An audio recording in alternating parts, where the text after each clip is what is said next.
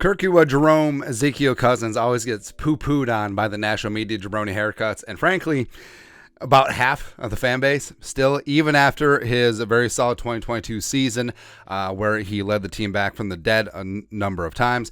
13 wins. No one ever mentions Kirk Cousins' QB wins record anymore now that it's gotten better. Won the division for the first time in Vikings franchise history, well, with him, since 2018. And everyone piles on, oh, what about 4th and 8? Again, horrible play call, bad interior blocking. He also didn't give up 31 points to Daniel freaking Jones and the freaking Giants, but whatever. Again, whatever. But Kyle Brandt, which we have to give Kyle Brandt respect. He has been a Kirk Cousins supporter. He's called a spade a spade. He calls balls and strikes. When it comes to Kirk on Good Morning Football, he spreads a good word. And he's doing up these quarterback tiers for each conference. And the AFC one... The AFC one is a little bit more stacked than the NFC one. It is what it is. But he ranked Kirk Cousins as a second-tier quarterback in the NFC, which, frankly, is pretty fair. And I've said this a bunch. I believe in my hat that Kirk, taking off the bias hat, even though this is a Texas hat, whatever. But I believe that Kirk is the second-best quarterback in the NFC, behind Jalen Hurts. Right? So I fully respect Jalen Hurts. I love Jalen Hurts back from Alabama. I loved him at Oklahoma. I love his character. I love the way that he's dedicated to the game. I love the way that he plays. He plays for a poop-ass team with poop-ass fans, but other than that, he's really good, man.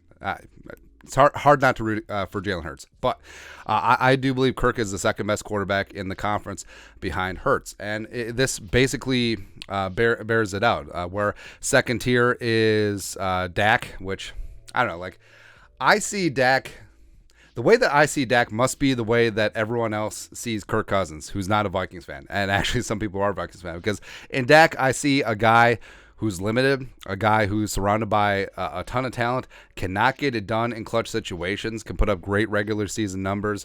But when the game is on the line, you can't trust him. Can't do it.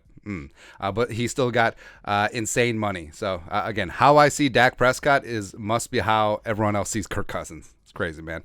Stafford, I would not put in tier 2. I think Stafford's washed. I think he had one magical season with the Rams in 2021. So I would actually swap Geno and Stafford because Geno stepped up last year, and also Geno is surrounded by amazing weapons. Respect. Goff and Carr, I mean, that's fine. Again, swap Geno and Stafford. Actually, I would put Geno and Cousins as the only tier 2 quarterbacks. I would drop Dak down to 3. Tier 4, I understand the theme. We're young, mobile, agile, hostile quarterbacks who have a lot of question marks still. Daniel Jones even got paid. He's got a lot of question marks because he doesn't get to play an Ed Donatel defense every single week. Justin Fields, last year, respect, was one of the greatest rushing quarterback seasons in NFL history. It was amazing. Now, can he develop as a passer? Can he make that year 3 jump just like Jalen Hurts did? Remains to be seen. Kyler, he's had highs, but he's come back from the ACL. But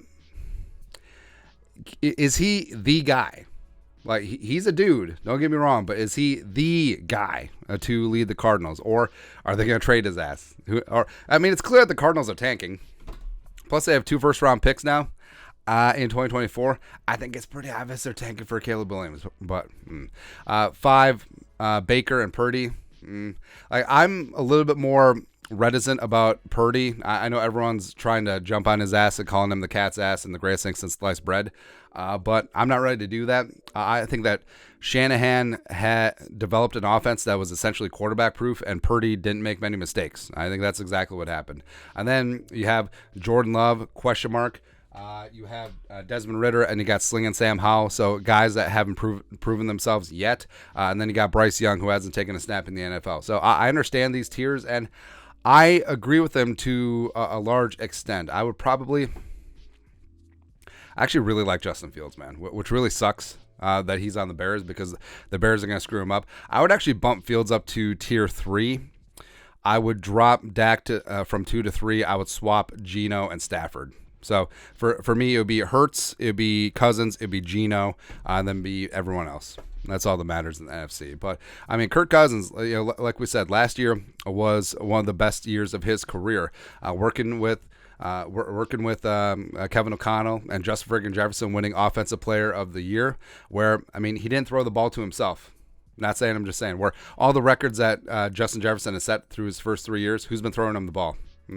And Cousins, the whole thing is that they ran it back with the offensive line. They're banking on health and continuity. But Cousins did all of this under extreme duress last year. Career high in sacks, career high in pressures. And this is going to be the first year since 2016 where Kirk isn't going into the offseason having a new offensive play caller, having to learn a new offense, having to learn new verbiage, having to learn new everything. So that continuity is going to be huge. And also adding Jordan Addison to Justin Jefferson, KJ, as well as TJ Hawkinson. Let's go, man. So Kirk Cousins is honestly walking into one of the best situations in the league in terms of just giving the keys to a Ferrari. And baby, can't drive 55. They might score 55 points a game, which is going to be phenomenal, man. But your thoughts are thoughts. Kyle Brandt, again, ally Kyle Brandt, Good Morning Football, ranks Kirk Cousins as a second-tier quarterback in the NFC, which is fair. It's fair to a degree. Let us know your thoughts and our thoughts in the comment section below. Subscribe for daily Vikings takes. Want to support the work? Put a little something in the Venmo. But till next time, Skull Production Value.